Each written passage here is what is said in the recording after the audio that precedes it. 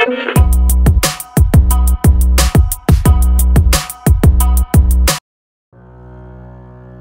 के सन्नाटे में फ्लैट की घंटी जख्मी बिलाव की तरह खुर्रा रही थी। लड़कियां आखिरी शो देखकर कभी की अपने कमरों में बंद सो रही थीं। आया छुट्टी पर गई हुई थी और घंटी पर किसी की उंगली बेरहमी से जमी हुई थी।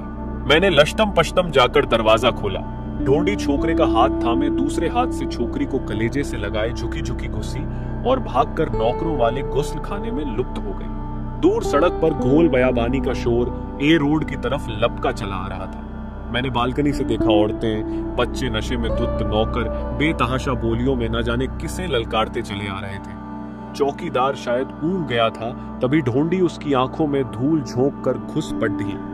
वो उसके पीछे लपकने के बजाय फाटक में ताले जड़ने दौड़ा और जब मजमा कंपाउंड की दीवार पर छड़ कर फादने लगा तो उसने लपक कर लोहे का अंदरूनी दरवाजा बंद कर लिया और सलाखों में से हमला आवरों को डंडे से धमकाने लगा। उधर से महफूज पाकर मैंने जल्दी जल्दी बिजलियां जलाईं। कस्ल खाने से मिला हुआ जो कूढ़े कबाड़ का छोटा सा हिस्सा है, उसमें ढोंडी मैले कपत्तों की टोकरी से चिपकी थर थर कांप रही थी। उसकी ठोर ही लहूलुहान थी और खून गर्दन से बहकर शलूका और धोती को तर कर रहा था। मैंने उससे बहुत पूछा कि क्या मुआमला है, मगर उसकी आंखें फटी थीं और जोधी सवार थी। बच्ची फटी हुई चोली से फायदा उठा रही थी और बद्दी तुंदही से अपनी अजली भूख मिटाने में मशगूल थी। छोकरा हस्बे आदत नाक सुड़क रहा था और पेशाब से तर टांगें खुजा रहा था। ढोंडी को मैं उस वक्त से जानती हूँ जब उसका पति राव चौथे माले के सेठ की ड्राइवरी करता था।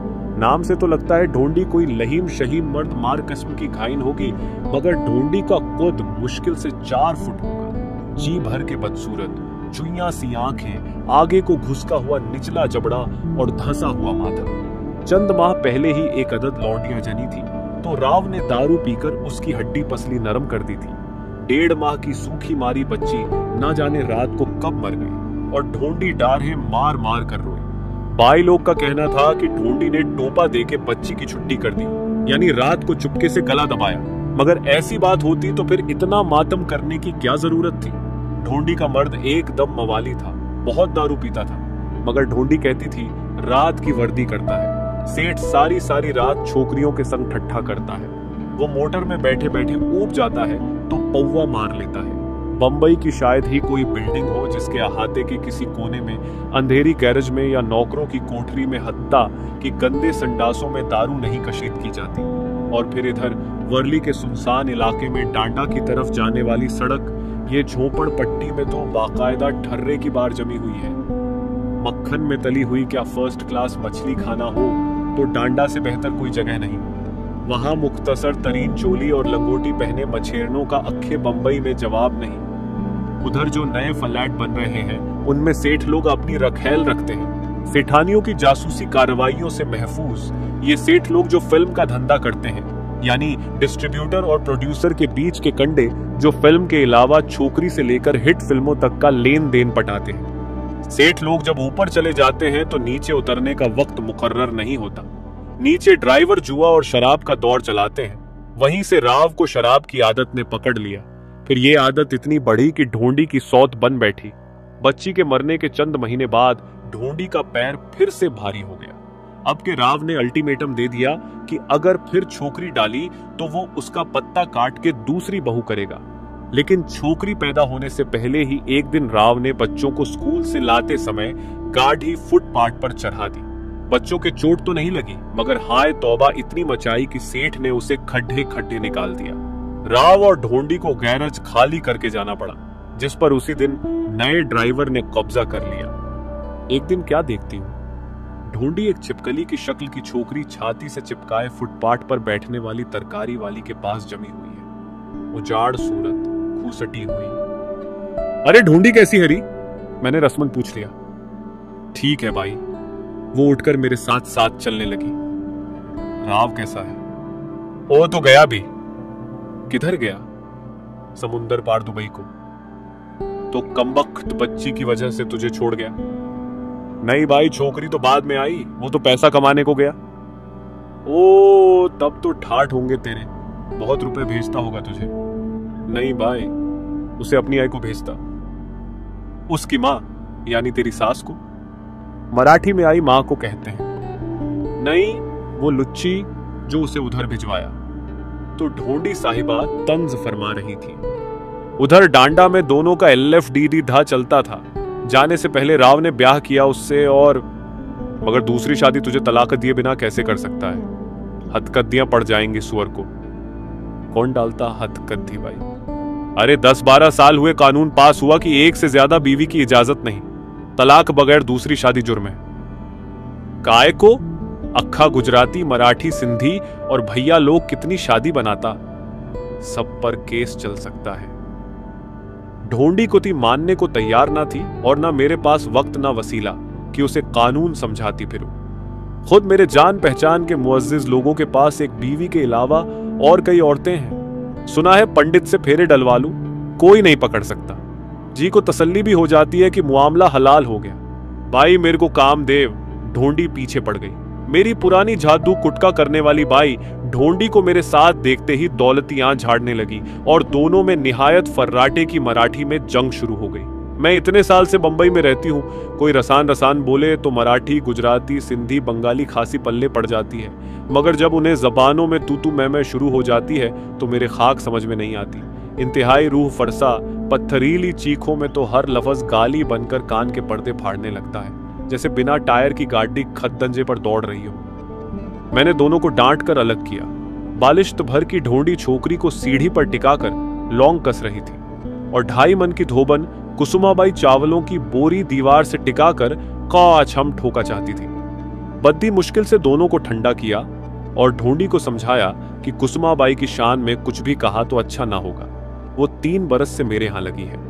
बरसात शुरू होते ही बंबई में बाई लोग का भाव गिरने लगता है। सुहाने झाड़ों और गर्मी में आंख लगाने को बाई नहीं मिलती, तब न बिना लाइसेंस की छाबड्डी लगाई जा सकती है, न कीचड़ पानी में लुथड़े हुए बागीचे, सुनसान कोने कटरे, समुंदर के किनारे ऊंचे नीचे चट्टान किसी भी सुहावने धंधे के लिए काम नहीं आ सकते।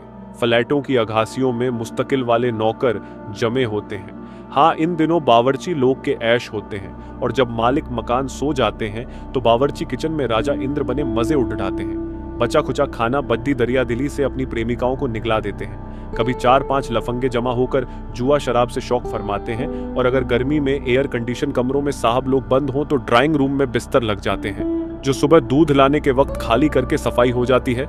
शुक्र है बरसात के बहाव में छिपकली की सूरत की छोकरी भी अल्लाह को प्यारी हो गई।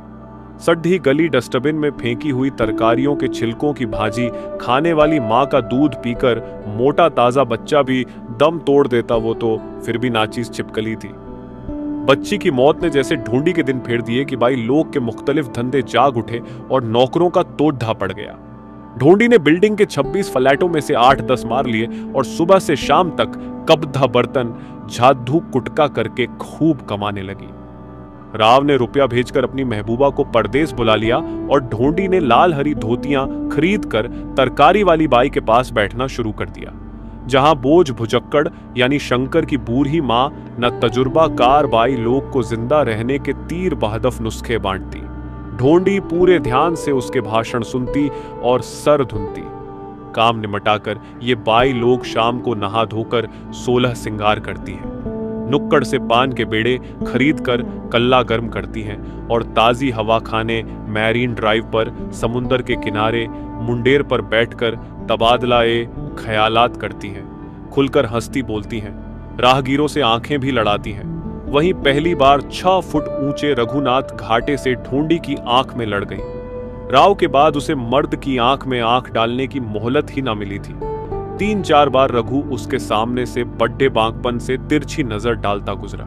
एक बार ठहर कर बीड़ी भी सुलगाता रहा, फिर कुछ दूर मुंडेर पर बैठ गया। 2-4 दिन में दूरी कम होती गई और कुर्बत बढ़ती गई। कभी पकौदियां, सींग चना भी पेश किया। पहले तो ढोंडी सर हिलाती रही थी। शंकर की मां की आंख का इशारा पाकर कांपते हाथों से 2 चने भी उठा लिए, जो उसकी मुट्ठी में पसीजते रहे। मुंह में डालने की हिम्मत ना हुई। किस्सा मुख्तसर, एक दिन घंटी बजी। खोलने पर 6 फुट ऊंचे रघु के साथ 4 फुट की ढोंडी शर्माई लजाई खड़ी थी। बाई हम शादी बनाया, गंगाबाई को बुलाया, कल से वो काम पे आएगी। उन्होंने कुछ सरपट मराठी में दूल्हा मियाँ को कुछ हिदायत दी और खुद अंदर आ गई। हमारा हिसाब कर देन बाई। 30 रुपया महीना के हिसाब से 25 दिन के 25 होते थे। मैंने 10-10 के 3 नोट पकड़ा दिए। ढोंडी के मुख से फूल झड़ रहे थे। झूठे तले की लाल लौंग वाली नौगिरी धोती और ऊदी चोली में ढोंडी का सियाह रंग फूटा निकल रहा था। बालिश्त भर की महाबदसूरत औरत में बला की सेक्स अपील थी। पतली कमर, भारी कूल्हे, पैरों में नए चांदी के तोड़े, माथे पर अठन्नी बराबर सिंदूर का टीका 100 बहारें दिखा रहा था। बार बार मंगलसूत्र को छू रही थी, जैसे इत्मीनान करना चाहती हो कि मुआमला कुती माकुल है। याद नहीं कई साल गुजरे कि एक दिन चली आ रही हैं बी ढोंडी।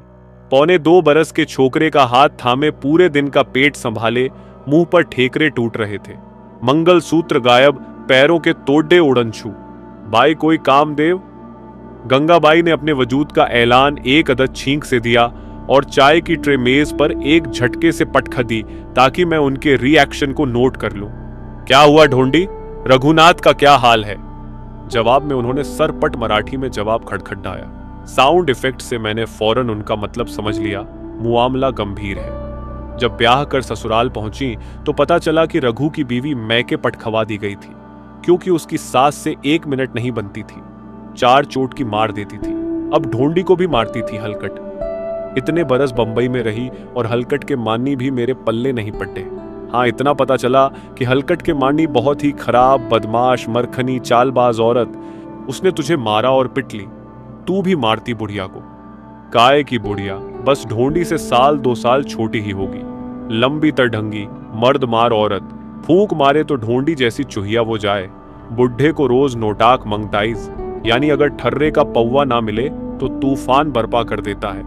उसकी औरत तो रघु 10-12 साल का था तभी खल्लास हो गई थी।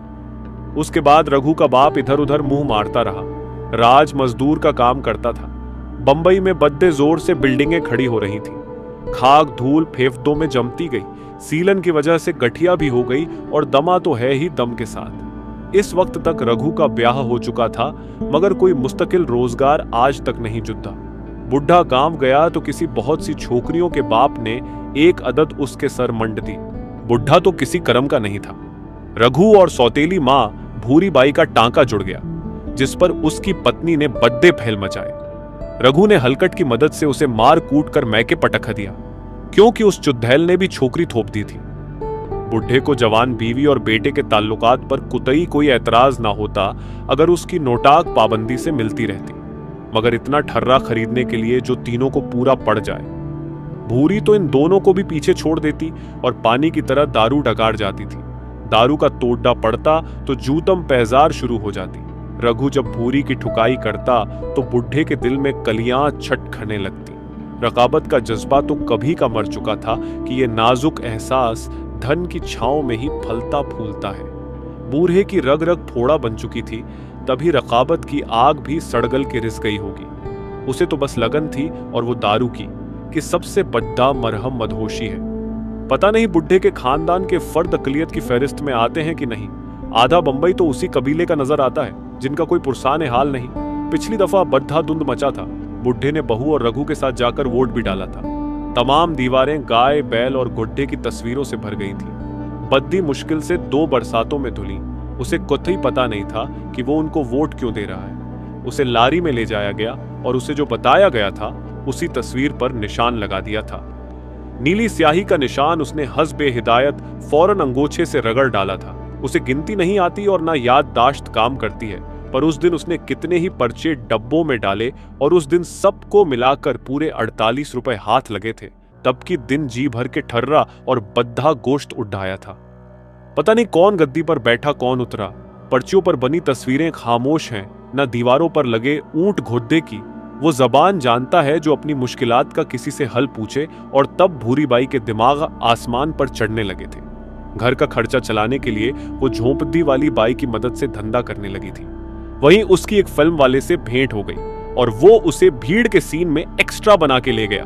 उसी दिन से भूरी बाई अपने को फिल्म स्टार समझने लगी है और धरती पर पैर नहीं टिकते। उधर ढोंडी की कमाई की खैर खबर दूर दूर तक फैल रही थी। 8-10 घरों का काम समेटती है, फी घर से 30-35 मार लेती है। पैर में पाजेब भी झनकती है और सूद पर रुपया भी चलाने लगी है। तभी रघु एक जान छोड़ 1000 जान से इस पर आशिक हुआ, मगर ढोंडी के नसीब ही खोटे हैं। हलकट ने फेल मचाए कि फिल्म वाले ने उसे हीरोइन बनाने का पक्का वादा किया है। रघु की बीवी जो मैके चली गई थी, उसका भाई नहीं भेजता कि वहां नई कॉलोनी में बहुत काम है। जो मजदूर दूर दूर के गांव से आकर जुटे हैं, वो घर वाली थोड़े संग लेके आए हैं, उनकी भी तो जरूरियात है। रघु गया, हाथ पैर जोत दे, मगर भाई टस से मस ना हुआ। उसकी छोकरी मर गई। अच्छा हुआ अब उसकी गोद में 6 महीने का लौंडा है। रघु को ताव आता है और ठंडा हो जाता है। उसका साला बहन की कमाई खा खाकर सांड हो रहा है। कंपाउंड में अब भी जगडा चल रहा है। बद्दी मुश्किल से समझ में आता है कि ढोंडी पर किसी ने कातिलाना हमला नहीं किया, बल्कि ढोंडी ने अपने पति की नाक चबा डाली। थूकी भी नहीं, शायद निकल गई। पुलिस रघु को ले गई, मगर ढोंडी इर्तिकाब ए जुर्म के बाद सटक गई। रघु बेहोश है, शायद मर रहा है या मर चुका है। इसका मतलब है ढोंडी इसी इमारत के किसी फ्लैट में अंडरग्राउंड हो गई है, मगर चौकीदार अंदर से ताला मारकर बैठ गया है। सुबह से पहले नहीं खोलेगा। मुझे सख्त बेचैनी है। छोकरे चौकीदार पर आवाजें कस रहे हैं, पर वो टस से मस नहीं होता। सुबह जब पुलिस ढोंडी की तलाश में आएगी, तब दरवाजा खुलेगा। मुझे ढोंडी से डर लग रहा है। उसने पति की नाक चबा डाली। मैंने आज तक ऐसी बात नहीं सुनी कि किसी औरत ने गुस्सा या रकाबत में पति की नाक काटी हो। हाँ, मर्दों की नाक तब जरूर कट जाती है जब उनकी बहन, बीवी या बेटी किसी के संग भाग निकली या हराम का बच्चा जन बैठे, पर औरत जात पर पति की नाक सचमुच काट डालना बिल्कुल नहीं सचता। मैं बद्धी तर्क की पसंद बनती हूं। औरत और मर्द की बराबरी की शिद्दत से कायल हूं, मगर ढोंडी का नाक चबा डालना बहुत वैसा लग रहा है। शायद इसलिए कि दुनिया की तारीख में मेरे इल्म के हिसाबों में यह पहला हादसा है। अरे साली, चबा के कुट गई, थूकी भी नहीं। नीचे मुंडेर पर बैठा कोई तबसरा कर रहा है। हमने बहुत ढूंढी, नहीं मिली। शायद किसी की चप्पल में चिपकी चली गई। और ढोंडी किसी बात का जवाब नहीं देती। उसका चुप का सन्नाटा मेरे कानों के पर्दे फाड़े दे रहा है। उफ, उसकी आंखें कहां गुम हो गई हैं? उनमें किस बला की खालीपन है? आखिर सुबह हो गई। फाटक का ताला खुला, मगर पुलिस नहीं आई। लोग बालकनियों पर खड्डे इंतजार कर रहे हैं। फुटपाथ पर भी जमाव जमे हैं। ढोंडी सहमी हुई उतरकर फुटपाथ पर कुदम तौल तौल कर चल रही है। बाई लोग आपस में बुदबुद कर रही हैं। उनकी आंखों में इस औरत के लिए सहमी हुई नफरत है, जैसे जहरीली नागिन ने किसी मुकद्दस चीज को डस लिया हो। ढोंडी मुजरिम सी बनी सफाई पेश कर रही है। उसने पतिदेव की नाक नहीं काटी। नशे में धुत जब वो उस पर पिल पड़ा और कबददे फाड़ने लगा, तो उसने काटा नोचा तो बहुत, मगर वो पति की नाक हरगिज नहीं काट सकती। हो सकता है वो उसके होंठ चूमने झुका हो और नाक ढोंडी के दांतों की जद में आ गई हो। हाँ, इस पर रघु का खून तो बरसा, क्योंकि उसके जिस्म पर कोई जख्म नहीं। उसके कपद्धों पर पति के खून के दाग धोकर भी पूरी तरह नहीं छूटे, मगर बाई लोग उससे आंखें चुरा रही हैं। उसने बड्ढी भेजा कि पति भगवान समान होता है, खुदाए मजाजी होता है। अक्सर औरतों ने अपने प्रेमियों का गहजो गजब की हालत में खून कर दिया है, असलिये में खंजर उतार दिया है।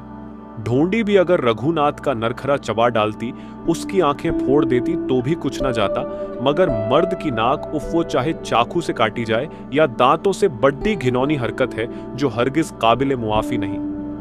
दिन ढला, दोपहर हुई और समुंदर पर डूबत हुए सूरज ने आग सी लगा दी। फिजा में नहुसत सी तारी है। ढोंडी दीवार से लगी बैठी है। ना वो गई और ना किसी फ्लैट से उसकी पुकार आई। ना जाने कब सब यही चाह रहे थे कि रघु मर जाए और ढोंडी को फांसी हो जाएगी कि किस्सा पाक हो। कोई 5, 5:30 का अमल होगा कि चर्च गेट स्टेशन की ओर से लौंडों की भीड़ में घिरा लंबा बांस जैसा रघुनाथ घाटे आता दिखाई दिया। लौंडे उचक उचक कर उसकी नाक देख रहे थे। रघु की नाक पर टांकों तक का निशाना नहीं था। मोजीजा हो गया। जरूर ढोलकिया ने केस हैंडल किया होगा। भाई कमाल है ना, फाया ना पट्टी, यहां तक कि खरोंच तक नहीं। लोग गुमसुम उसकी नाक को तक रहे हैं और रघु सबकी ओर मुश्तबा नजरों से देखता लपका चला आ रहा है। कौन बोला नाक काटा? रघु बिगड़ खड्डा हुआ। जब जास्ती पीता तो नाक से खून आता, फिर उस हलकट ने हमको टक्कर मारा, तभी हम बेहोश हो गया। एकदम ढोंडी चिंघाड़ चिंघाड़ कर रोने लगी और सरपट मराठी में ना जाने क्या कह रही थी। बालकनियों से साहब लोग झुक झुक कर ना जाने क्या कह रहे थे। सब एकदम बोल रहे थे और किसी को दूसरे की बात समझने की फुर्सत ना थी और कुछ समझने की बात भी ना थी। सभी कुछ बौखलाए हुए थे। रघु जल्दी जल्दी ढूंढी का खोडर समेट रहा था। उन लोगों के जाने के बाद मजमा कुछ मायूस सा होकर बिखर गया। इतने ढांसू ड्रामे का अंजाम इतना फुसफुसा। बिजली के खंभे की रोशनी में रघु की नाक और ढूंढी के मुंह से खून उबलता देखकर किसी मनचले ने पुलिस को फोन कर दिया। अस्पताल के डॉक्टर भी बेहद खफा थे कि नक्सीर के केस के लिए उनकी नींद हराम की। पुलिस शर्मिंदा थी कि गुंडों ने जानबूझकर बेवकूफ बना दिया। खुद मेरे ऊपर सख्त खिसियानपन तारी था, जिसका इल्जाम मैं किसी न किसी पर थोपने के मंसूबे बना रही थी। मैं जो खुद को निहायत रोशन ख्याल, दुखी तबके का हम दर्द और आम इंसान से बेहद करीब समझती हूँ, उनके बारे में बस इतना जानती हूँ कि नक्सीर को कत्ल की वारदात यकीन कर लेती हूँ। मर्द और औरत के बराबर हुकूक की अलम बरदार मर्द नाक काटता है तो नफरत करती हूँ, मगर औरत मर्द की नाक काटे तो दहल जाती हूँ। उफ, कितनी शर्म की बात है। आशा करते हैं कि यह कहानी आपको बहुत पसंद आई होगी। ऐसी और कहानियां सुनने के लिए जुड़े रहिए। धन्यवाद।